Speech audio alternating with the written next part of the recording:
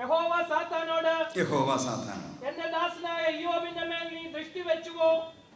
അവനെ പോലെ നിഷ്കളങ്കനും നേരുള്ളവനും ദൈവഭക്തനും ദോഷം വിട്ടകലുന്നവനും ഭൂമിയിൽ ആരുമില്ലല്ലോ. സർട്ടിഫിക്കറ്റ് നമ്പർ 2 വീണ്ടും ആവർത്തിക്കാം. ബാക്കി വായിച്ചു. അവൻ തന്റെ ഭക്തി മുറുകെ പിടിച്ചുകൊണ്ടിരിക്കുന്നു. അവന്റെ ജീവിതത്തിൽ എന്തെല്ലാം പ്രതിസന്ധി ഉണ്ടായിട്ടും അവൻ തന്റെ ഭക്തി മുറുകെ പിടിച്ചുകൊണ്ടിരിക്കുന്നു. എന്നെ ഇതുവരെ നടത്തിയ ദൈവം എന്നെ ഏത് പ്രതിസന്ധിയിലും എന്നെ നടത്താൻ മതിയായവനാണ് എന്ന് വിശ്വസിച്ച് മുറുകെ പിടിച്ചുകൊണ്ട് നിൽക്കുന്ന ഇയ്യോബും അവന്റെ ദൈവവും തമ്മിലുള്ള ബന്ധം വിശുദ്ധമായിരുന്നു. കാര്യം സാധിക്കാൻ മടക്കുന്ന മനുഷ്യരാണോ? 3-ാമത്തെ വാക്യത്തിൽ ദൈവം തന്നെ അങ്ങ് സങ്കടപ്പെടുകയാണ്. വെറുതെ നീ അവനെ നശിപ്പിക്കേണ്ടതിന് എന്നെ പ്രലോഭിപ്പിച്ചല്ലോ എന്ന് സാത്താനോട് പറയണം. പ്രിയപ്പെട്ടവരെ, നിന്റെ ജീവിതത്തിന്റെ ഏത് പ്രതിസന്ധിയിലും ഈ ദൈവത്തെ മുറുകെ പിടിച്ച് നീ നിന്നാൽ ആ ദൈവത്തിന് പോലും സങ്കടം തോന്നും. എൻ്റെ കുഞ്ഞിനെ ഞാൻ ഉപദ്രവിക്കാൻ കാരണമായി പോയല്ലോ എന്ന് അനുതപിക്കുന്ന ഒരു ദൈവം ജീവിക്കുന്നു.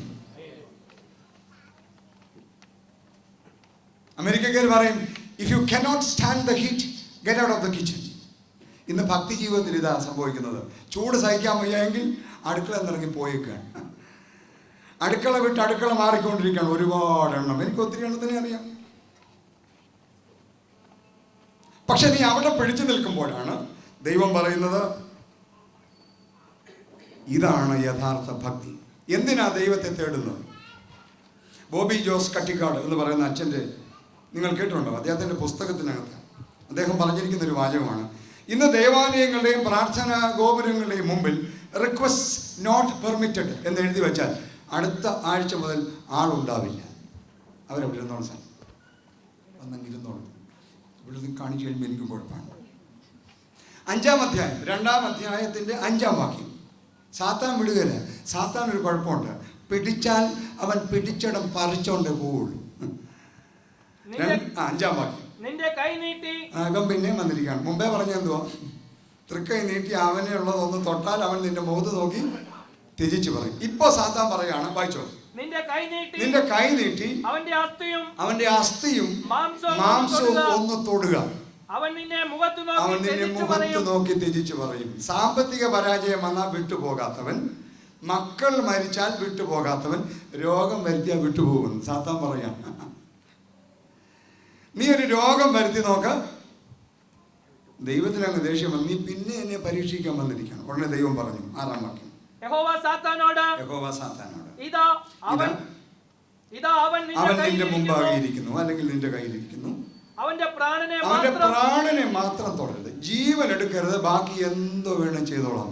നമുക്കറിയാമല്ലോ, ഇങ്ങനെ പോയാൽ സമയം എത്തിപ്പറ്റത്തില്ല. നമുക്കറിയാം, ബാക്കി കഥകൾ അറിയാവുന്നതുകൊണ്ട് പറയാണ്. ഇയ്യോബിന് ടോപ്പ് ടു ബോട്ടം ഒരു സ്കിൻ അലർജി ഉണ്ടായി. ആ സ്കിൻ അലർജിയുടെ പ്രശ്നം മനസ്സിലാക്കണമെങ്കിൽ അവിടെ നടക്കുന്ന ചില കാര്യങ്ങൾ മനസ്സിലാക്കണം. ഞാൻ വിചാരിക്കുന്നത് അദ്ദേഹത്തിൻ്റെ വേദവസ്തുതയിൽ എഴുതിയിരിക്കുന്നതാണ് ഉച്ചി മുതൽ ഉള്ളങ്കാൽ വരെ. ഇന്നലെ ഞാൻ പറഞ്ഞ പോലെ വാക്കണം, ഉച്ചി ഉള്ളങ്കാൽ. ഇനി എവിടെയെങ്കിലും വല്ലതും പിടിക്കാനുണ്ടോ ഇയ്യോബിന്? ഒന്നുമില്ല. അവൻ എവിടൊക്കെ എന്തൊക്കെ വരാമോ അത് മുഴുവൻ വന്നു. അതിൻ്റെ സീരിയസ്നെസ് മനസ്സിലാക്കണമെങ്കിൽ ഞാൻ വിചാരിക്കുന്നത് നാറ്റമുണ്ടാകുന്ന ഒരു അലർജി ആയിരുന്നെന്നാണ്. കാരണം വീട്ടിൽ നിന്ന് ഭാര്യ പോലും പുള്ളി ഇറക്കി വിട്ടു. I cannot tolerate this bad smell. പുള്ളി അവിടെ എന്നാ പറ്റി? പുസ്തകത്തില്ല, ഗാർബേജിൻ്റെ അടുത്ത് പോയി കിടന്നു. അങ്ങനെയല്ലേ? നിങ്ങളുടെ പുസ്തകത്തിൽ എങ്ങനെയല്ലേ? എൻ്റെ പുസ്തകത്തിൽ എങ്ങനെയാണ്? വീട്ടിൽ നിന്ന് ഇറങ്ങിപ്പോയി ഗാർബേജ് കൂനയുടെ അടുത്ത് പോയി കിടന്നു. അതിൻ്റെ സീരിയസ്നെസ് മനസ്സിലാക്കണമെങ്കിൽ വേറൊരു പ്രയോഗമുണ്ട്, കൈ വെച്ച് ചൊറിയാൻ വയ്യാത്ത അവസ്ഥയാണ്. ഞാൻ വിചാരിക്കുന്നത് അളിഞ്ഞു പൊളിഞ്ഞിരിക്കുകയായിരിക്കുമല്ല, കാരണം ചൊറിഞ്ഞാൽ ഇവിടെയൊക്കെ കയറും. അതുകൊണ്ട് തന്നെ അത് ഓട്ട് കഷ്ണം എടുത്ത് ചൊറിയാൻ തുടങ്ങി. ഇയ്യോബിന് വന്ന രോഗം വന്ന ഏതെങ്കിലും ഒരെണ്ണം ഇത് വിട്ടിട്ടുണ്ട് പോവുക, എപ്പോൾ സഭ വിട്ടെന്ന് ചോദിച്ചാൽ. എന്താ ഭക്തി? നല്ല നിലത്ത് വിതയ്ക്കപ്പെട്ട വിത്ത് ഇന്നലെ രാത്രി പറഞ്ഞല്ലോ, സൂപ്പർഫ്ലുവസ് സ്പിരിച്വാലിറ്റി അല്ല സ്പിരിച്വാലിറ്റി. പുറമേ ഇട്ട് ഈ നെല്ല് കിളിർക്കുന്നതല്ല സ്പിരിച്വാലിറ്റി, റൂട്ട് ഇറങ്ങുന്നതാണ് സ്പിരിച്വാലിറ്റി. നീയും നിന്റെ ദൈവവും തമ്മിലുള്ള ബന്ധം എങ്ങനെയാണ്? ഇത്രയും ഭീകരമായ രോഗം വന്നപ്പോൾ യോബ് പറഞ്ഞ ചില വാചകങ്ങളുണ്ട്. ദൈവം ശാസിക്കുന്ന മനുഷ്യൻ ഭാഗ്യവാനാണ്. ദൈവം ശാസിക്കുന്ന മനുഷ്യൻ ഭാഗ്യവാനാണ്. ഉടനെ അവൻ്റെ ഭാര്യ കഥാപാത്രം പ്രത്യക്ഷപ്പെട്ടു. എന്തിനാ മനുഷ്യ ഇനിയും ഈ ദൈവത്തെ വിളിച്ചുകൊണ്ട് നടക്കുന്നത്? ഇതാ സ്ത്രീകളാണ് ഭർത്താവിനോട് എന്തിനാ മനുഷ്യ ഇനിയും ഈ പള്ളിയിൽ ഇങ്ങനെ നടക്കുന്നത് എന്ന് ചോദിക്കുകയാണ്. ഇയാൾക്കുണ്ടായിരുന്ന എല്ലാം പോയി, ജോലി പോയി, സാമ്പത്തിക മാന്ദ്യം വന്നു, കൊച്ചൻ്റെ ജോലി പോയി, എന്തിനാ മനുഷ്യ ഇനിയും ഈ പള്ളിയിൽ ഇങ്ങനെ നടക്കുന്നത്? യോബിൻ്റെ ഭാര്യ ഉടനെ യോബ് അവളെ കയറി ഒരു വിളിച്ചു. അത് ഈ ആണുങ്ങൾക്ക് ഗട്സ് ഇല്ലാത്തതുകൊണ്ടാണ് പറ്റുക. പൊട്ടി, നീ ഒരു പൊട്ടി സംസാരിക്കുന്ന പോലെ സംസാരിക്കരുത്.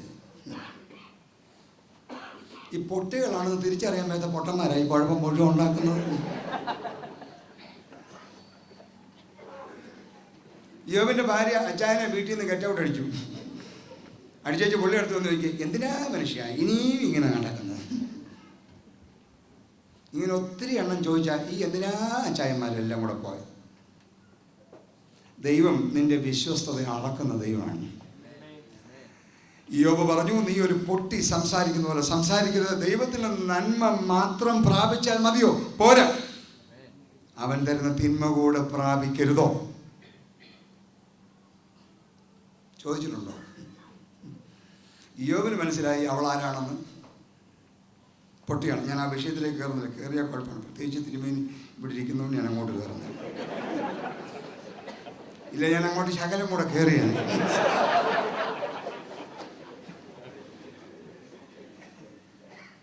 Job had a holy relationship. Job had a healthy relationship. ജീവിതത്തിൽ എന്ത് പ്രശ്നം വന്നാലും എന്ത് പ്രതിസന്ധി വന്നാലും ഈ ദൈവം അറിയാതെ എനിക്കൊന്നും സംഭവിക്കുന്നില്ല എന്ന് മനസ്സിലാക്കി ആ ദൈവസന്നിധിയിൽ ഉറച്ചു നിൽക്കുമ്പോൾ നിനക്ക് സർട്ടിഫിക്കറ്റിന്റെ 1-ാം ഭാഗം കിട്ടും. സാധു കൊച്ചുകുഞ്ഞു ഉപദേശി എന്ന് പറയുന്ന പരമഭക്തിയരായ മനുഷ്യനെ ഒരു കാലത്ത് ആർക്കും വേണ്ട, ഇന്ന് സഭയുടെ ഏറ്റവും വലിയ ആളാണ് കൊച്ചുകുഞ്ഞു ഉപദേശി. കൊച്ചുകുഞ്ഞു ഉപദേശി പണ്ട് സഭ എന്തോ ചെയ്തെന്ന് എനിക്കറിഞ്ഞൂടാ. ആ മനുഷ്യൻ്റെ ജീവിതത്തിൻ്റെ എല്ലാ പ്രതിസന്ധിയും, ആ മനുഷ്യൻ അനുഭവിച്ച പ്രയാസങ്ങൾ നാണമില്ലാതെ നമ്മൾ ഇപ്പോഴും ഇരുന്നങ്ങ് പാടുകയാണ്. നമ്മുടെ പാട്ടൊക്കെ കേൾക്കുമ്പോൾ ഞാൻ ഇന്നലെ പറഞ്ഞില്ലോ, ഹാഗാറിനെ പോലെ ആരാ ഇവിടെ ഇരിക്കുന്ന ആരെങ്കിലും ഹാഗാറിനെ പോലെ ഒരെണ്ണം വിട്ടിട്ടുണ്ട്. ചുമ്മാ കാച്ചിയൊക്കെ വരുന്നു, ഹാഗാറിനെ പോലെയാണ് അലഞ്ഞത്. പക്ഷെ കൊച്ചു ഉപദേശം അങ്ങനെ പറഞ്ഞേ, ദോഷമായിട്ടൊന്നും എന്നോട് അറിയത്തില്ലേ?